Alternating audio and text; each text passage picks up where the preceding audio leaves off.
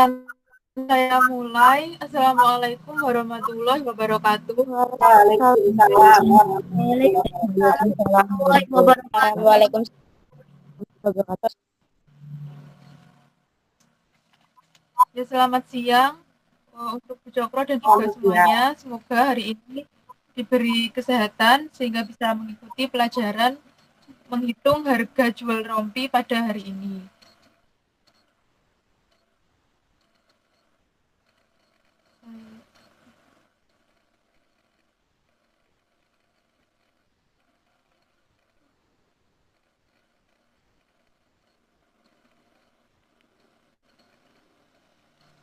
Ya, untuk pelajaran hari ini kita akan membahas tentang menghitung harga jual rompi. Menghitung harga jual rompi itu bagaimana cara kita menentukan harga jual dari rompi yang sudah dibuat. Jadi, untuk tujuan pembelajaran hari ini yaitu kita bisa dapat memahami cara menghitung harga jual rompi. Kita dapat menentukan HPP atau harga pokok produksi dari rompi tersebut dan juga kita dapat menghitung harga jual rompi dan membuat rancangan harga jual rompi.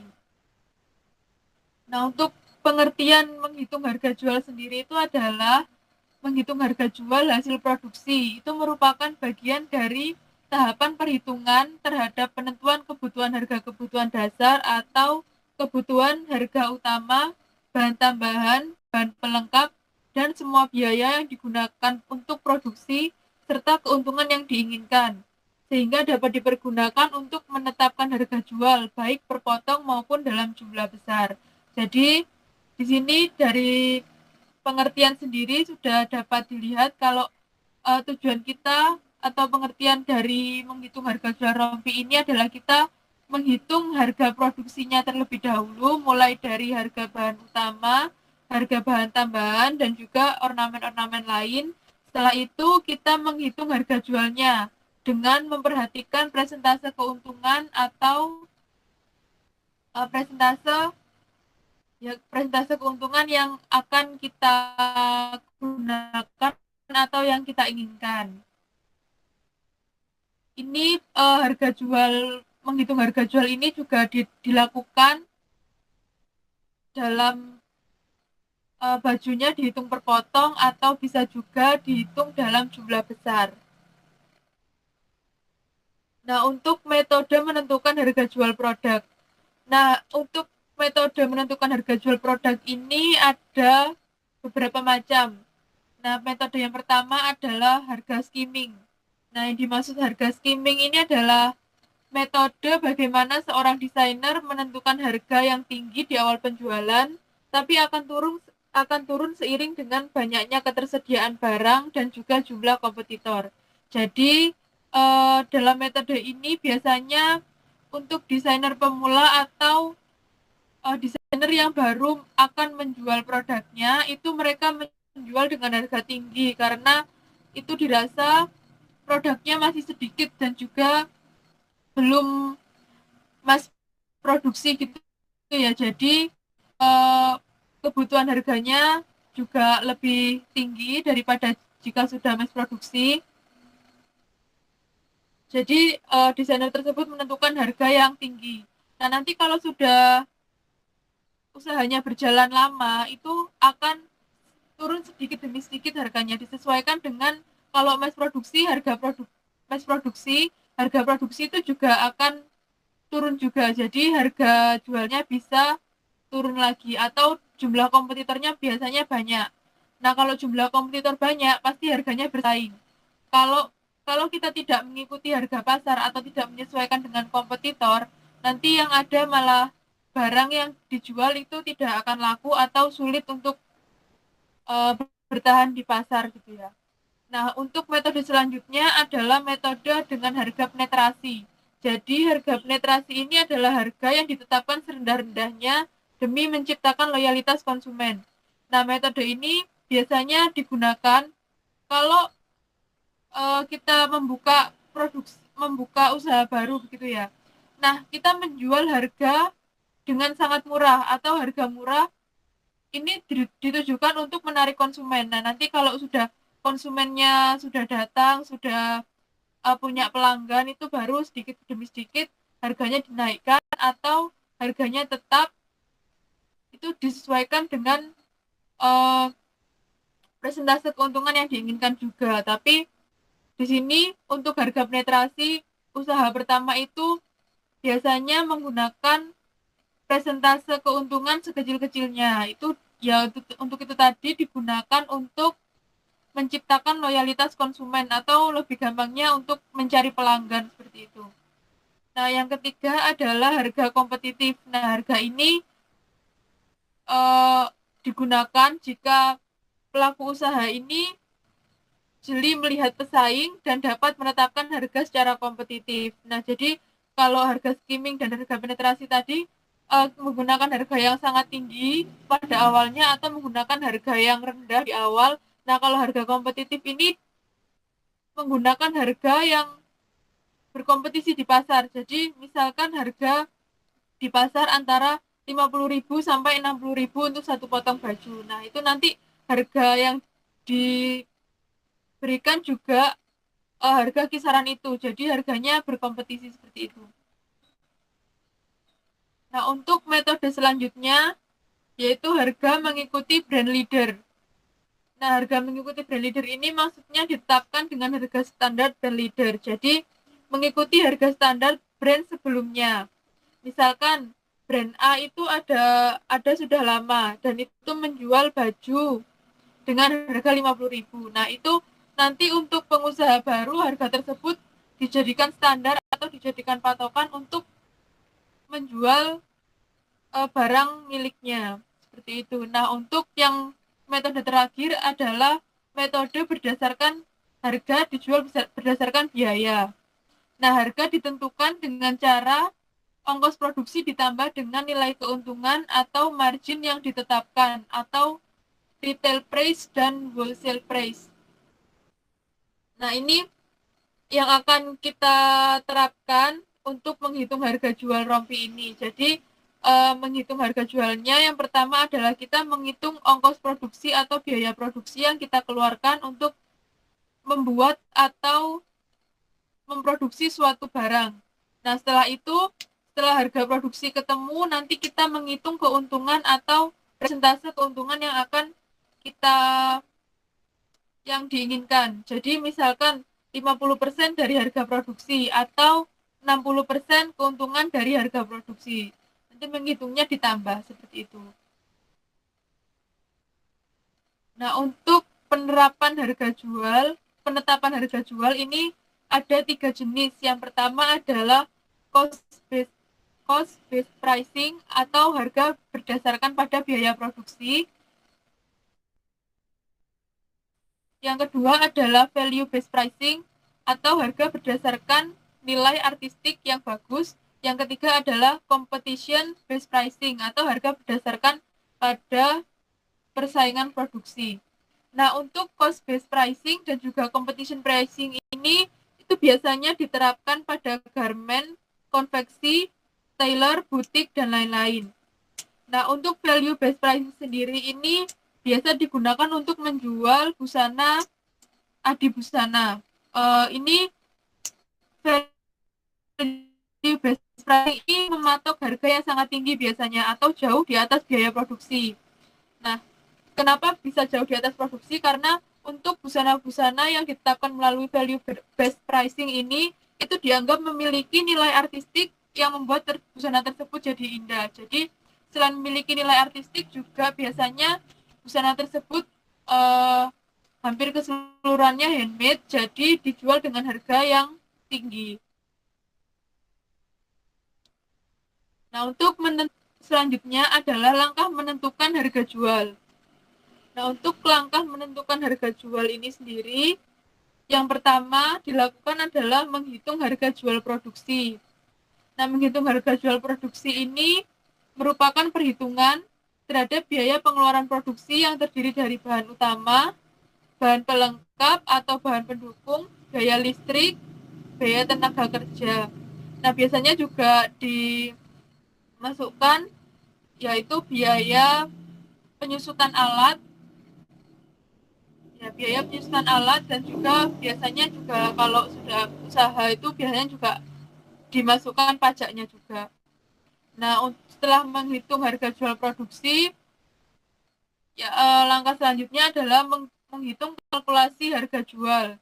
Jadi, menghitung kalkulasi harga jual ini dalam menentukan harga jual harus memperhatikan jumlah keuntungan yang ditentukan sesuai dengan presentase yang berlaku pada usaha tersebut. Jadi, yang dilakukan itu kita mau untungnya berapa persen. Jadi, misalkan 50%. Nah, itu 50% kita jadikan sebagai patokan presentase keuntungan yang diinginkan, nanti dikalikan dengan harga jual produksi. Nah, ini adalah sebagai contoh. Contohnya menghitung harga pokok produksi. Jadi harga pokok produksi itu seperti yang sudah dijelaskan tadi, yaitu harga di mana itu adalah modal kita untuk memproduksi suatu barang atau suatu busana. Jadi di sini ada yang pertama nama barang. Jadi kita kelompokkan gitu ya. Dikelompokkan yaitu apa bahan utama butuh apa aja, bahan pelengkap, biaya tenaga kerja dan juga biaya operasional. Nah, ini saya memberikan contoh cara menghitung harga pokok produksi dari rompi. Jadi nanti bisa disesuaikan dengan punya kalian sendiri harganya. Ini hanya contoh ya. Jadi kalau rompi membutuhkan kain apa saja. Misalkan bahan utamanya ada kain drill dan juga kain furing. Nah, kain drillnya butuh berapa? Misal kain drill butuh 1,5 meter. Ditulis nanti kebutuhannya 1,5 meter. Kalau per meternya 50.000, satu setengah meternya jadi 75.000. Maaf, untuk di PowerPoint ini salah memasukkan angka, jadi nanti atau salah memasukkan hitungan, jadi nanti kalian sesuaikan harga satuan meternya berapa dan juga jumlahnya berapa ya. Nah, selanjutnya jika butuh kain furingnya berapa meter? Kalau hanya untuk saku aja, misalkan 0,25 meter. Nah, kalau 1 meternya 20.000, berarti 0,25 meternya itu 5.000, seperti itu. Nah, jadi untuk jumlah ini disesuaikan dengan kebutuhan kalian. Misalkan butuh 0,25 meter, meskipun harga beli barangnya 20.000 per meter, tapi untuk jumlahnya tetap ditulis eh, harga 0,25 meternya, karena kalian hanya membutuhkan 0,25 meter untuk satu pasang rompi ya. Nah, lalu untuk bahan pelengkapnya ada viselin. Viselin butuh 0,75 meter. Harganya per meter 16.000. Kalau butuh 0,75 berarti harganya hanya 12.000. Untuk benang jahit perlu 3.000. Kancingnya 4 buah. Kalau kancing 1 buahnya 1.000, berarti kalau 4 buah 4.000. Selanjutnya ada kain keras. Kain kerasnya hanya butuh 0,15 cm. Jadi 20.000 ini dibagi 0,15. 20.000 per meter ini kalau 0,15 cm-nya harganya berapa, nanti ditulis. Untuk biaya tenaga kerja. Biaya tenaga kerja ini dihitung mulai dari awal proses, yaitu pembuatan pola sampai dengan finishing dan juga packing. Misalkan biaya tenaga kerjanya membuat pola 10.000, menjahit 20.000, dan untuk finishing dan juga packing 5.000. Untuk biaya operasional ini seperti kalau misalkan kalian usaha menyewa toko, nah tokonya itu termasuk biaya operasional. Terus biaya listrik itu juga termasuk biaya operasional. Penyusutan alat ini untuk penyusutan alat-alat seperti mesin jahit, mesin obras, dan lain-lain. Jadi penyusutan alat ini misalkan kalian membeli alat atau servis alat itu per bulan habis berapa. Nah, itu penyusutannya disusutkan, misalkan kalian untuk 1 bulan servis mesin jahit habis 30.000. Nah, kalian dalam 1 bulan bisa menghasilkan 30 rompi. Nah, 30 rompi itu dibagikan ke penyusutan alat. Jadi penyusutan alatnya 30.000 dibagi dengan 30 rompi. Jadi 3.000, jadi 1.000. Nah, begitu cara menghitung penyusutannya. Nah, untuk biaya tempat ini seperti yang sudah saya jelaskan tadi, kalau misalkan kalian tempatnya menyewa atau bukan milik kalian sendiri. Nah, tempatnya itu kan juga harus bayar. Jadi bayarnya dimasukkan ke biaya operasional. Misalkan kalau sewa tempatnya 1 bulan 300.000, berarti kalau satu hari berarti itu 1.000 seperti itu. Nah, untuk harga pokok produksinya nanti dijumlah semuanya. Nah, ini ada totalnya 118.000. Untuk harga jual produksi satu buah rompi. Satu rompi satu pieces ya, ini untuk rompi satu pieces. Nah, untuk harga jualnya, cara menghitung harga jual ini harus diperhatikan rumusnya. Rumus menghitung harga jual ini adalah harga jual sama dengan HPP atau harga pokok produksi ditambah HPP dikali persentase keuntungan yang diinginkan.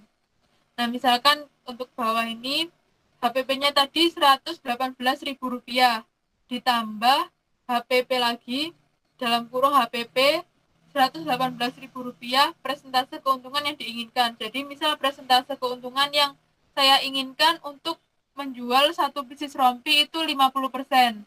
Jadi kita hitung dulu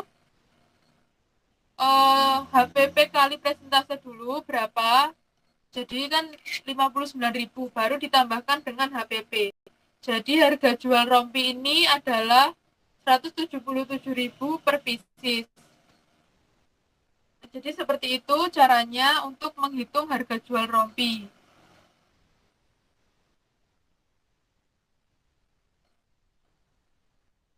Nah, jadi seperti itu materi yang saya sampaikan. Jadi singkat ya, untuk menghitung harga jual rompi sebenarnya sederhana, hanya seperti itu saja. Jadi saya harap kalian bisa paham dan juga bisa mengerjakan. Nah, untuk tugasnya, nanti kalian silahkan menghitung harga pokok produksi rompi sesuai dengan kebutuhan harga masing-masing. Jadi disesuaikan, misalkan kalian beli kain di toko berbeda, itu kan harganya juga berbeda. Jadi disesuaikan dengan milik kalian masing-masing. Jangan nyontoh punya temennya, itu nanti kan jadi beda. Kebutuhan antara satu orang dan satu orang lainnya biasanya berbeda. Nah, kalau sudah menghitung HPP-nya, silahkan rompi tersebut dihitung harga jualnya. Nah, untuk harga jualnya ini silahkan untuk yang absennya ganjil, silahkan menghitung harga jualnya dengan persentase keuntungan 40%. Nah, untuk kalian yang mempunyai nomor absen genap, 2, 4, 6, dan seterusnya, silahkan menghitung persentase keuntungan, menghitung harga jual dengan persentase keuntungan 60%. Nah, nanti tugasnya silahkan dikirimkan ke Google Classroom. Tenggat waktunya, batas waktunya adalah hari Rabu pukul 1. Jadi ini hanya menghitung harga jualnya saja. Jadi saya harap untuk tugas menghitung harga jual ini bisa segera diselesaikan. Nanti tugasnya boleh diketik, lalu dimasukkan Word dan diupload di Google Classroom, ataupun bisa kalian tulis tangan saja, lalu difoto, lalu diupload ke Google Classroom seperti itu.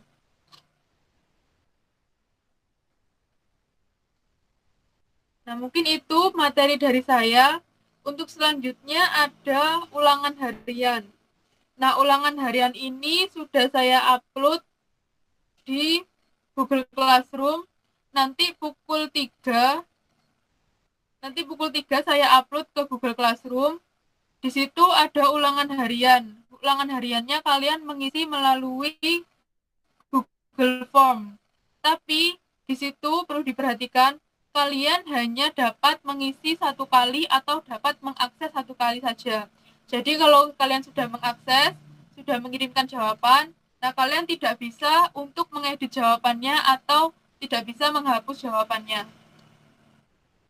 Nah, untuk mengakses Google Form itu ada passwordnya. Passwordnya juga sudah saya share di Google Classroom, nanti silahkan dicek pukul 3. Nah, untuk batas pengerjaan ulangannya hanya sampai hari ini jam 9 malam. Jadi setelah lewat dari jam 9 malam, link Google Form akan saya matikan. Jadi sudah tidak ada yang bisa mengakses Google Form. Nah, berhubung di Google Meet saat ini hanya 22 siswa, mungkin nanti setelah ini silahkan memberitahu teman-temannya yang tidak gabung untuk mengerjakan ulangan di Google Form yang sudah saya share melalui Google Classroom.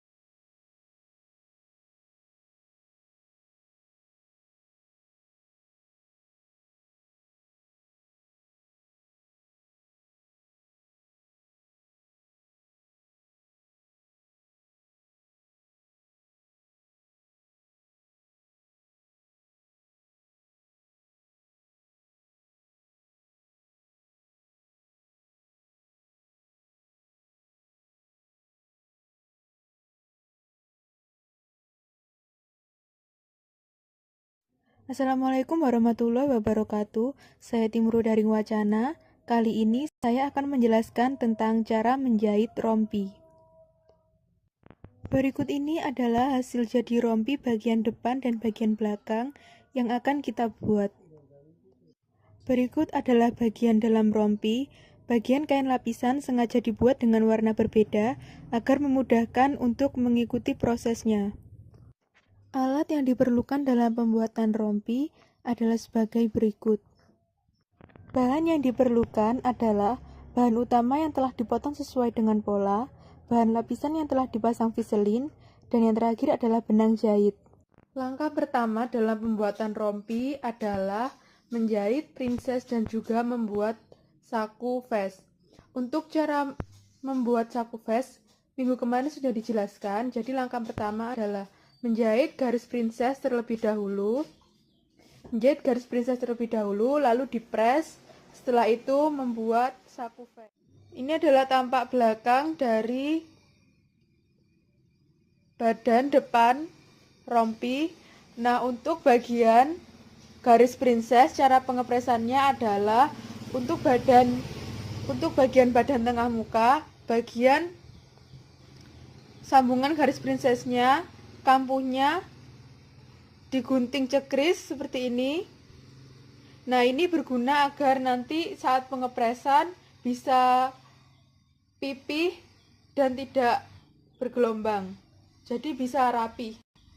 Nah, untuk saku vestnya, di sini ada garis untuk kelim. Nah, jangan sampai kantong saku vest ini melebihi garis kelim. Nah, di sini untuk penyelesaian kampuh menggunakan penyelesaian dengan teknik obras. Di sini saya sengaja menggunakan obras berwarna berbeda atau berwarna kontras dari bahan utama. Ini saya gunakan dengan warna berbeda agar untuk belajar nanti tidak susah. Jadi nanti kalian untuk mempraktekannya menggunakan benang obras dengan warna yang sama dengan bahan utama. Nah, juga dengan kantong saku vest ini, menggunakan kain furing. Jadi bukan kain dari bahan utama tapi menggunakan kain furing. Karena jika menggunakan kain bahan utama akan terlalu tebal nantinya hasil jadinya. Nah, untuk kampuh yang diselesaikan dengan penyelesaian obras adalah kampuh dari princess kanan dan kiri, lalu bagian sisi dan juga bagian kelim bawah sampai di sini. Nah, untuk kelim bawah yang menuju ke tengah muka dan juga tengah muka sampai leher dan juga bahu, karung lengan juga, itu tidak perlu diselesaikan dengan obras karena nanti akan digunting lebih ditipiskan kampuhnya dan juga dicekris, jadi tidak perlu diobras. Setelah menyelesaikan badan depan, kita beralih ke badan belakang, yaitu dengan menjahit kupnat kanan dan juga kiri. Setelah itu bisa mengobras bagian sisi dan juga bagian bawah untuk kelim. Nah, setelah itu dipres, kupnatnya dipres. Nah, kupnat ini diarahkan ke bagian sisi. Yang sini juga diarahkan ke bagian sisi cara mengepresnya. Setelah menjahit bahan utama bagian depan dan belakang, selanjutnya adalah menjahit lapisan, yaitu pada bagian princess. Nah, nanti penyelesaian kelim dan juga kampuhnya juga diobras sama seperti tadi. Nanti setelah princessnya dijahit, langsung dipres dengan kampuh buka seperti ini. Sebelah sini, bagian sini nanti dicekris juga agar terlihat rapi dan juga tidak bergelembung pada bagian depannya. Nah, untuk sebelah sini bisa diperhatikan ini digunting sampai ke ujung jahitan. Nah, nanti bagian bawahnya diarahkan keluar, lalu bagian atasnya diarahkan ke dalam, lalu dipres sebelah sini. Pengepresannya usahakan menggunakan semprotan air agar nanti jahitannya mati dan tidak kembali lagi seperti ini. Langkah selanjutnya kita kembali ke badan depan lagi. Nah, selanjutnya kita tumpuk bagian badan depan dan juga bagian badan belakang seperti ini. Bagian baiknya ada di dalam dan dijahit bagian bahu kanan dan juga kiri. Nah, ini adalah hasil jadi jika sudah dipasang atau disambungkan bagian bahunya. Nah, ini setelah disambung bagian bahu lalu dipres. Untuk kampuhnya ini dipres dengan kampuh buka. Dan setelah menjahit bahu badan bahan utama, kita menjahit bahu di bahan pelapis. Nah, sama menjahit bahu dari bahan pelapis, depan dan belakang, dan kampuhnya juga kampuh buka, seperti pada bahan utama, lalu dipres. Nah, setelah itu tumpuk bagian bahan utama dan juga bahan pelapis, seperti ini. Ini bahan utama dan juga bahan pelapis. Nah, ini kenapa saya buat warnanya berbeda, nanti agar memudahkan untuk membedakan antara bahan utama dan juga bahan pelapis. Nah, ini bahan pelapisnya disamakan di bahu dengan bahan utama seperti ini. Lalu dijarumi ya.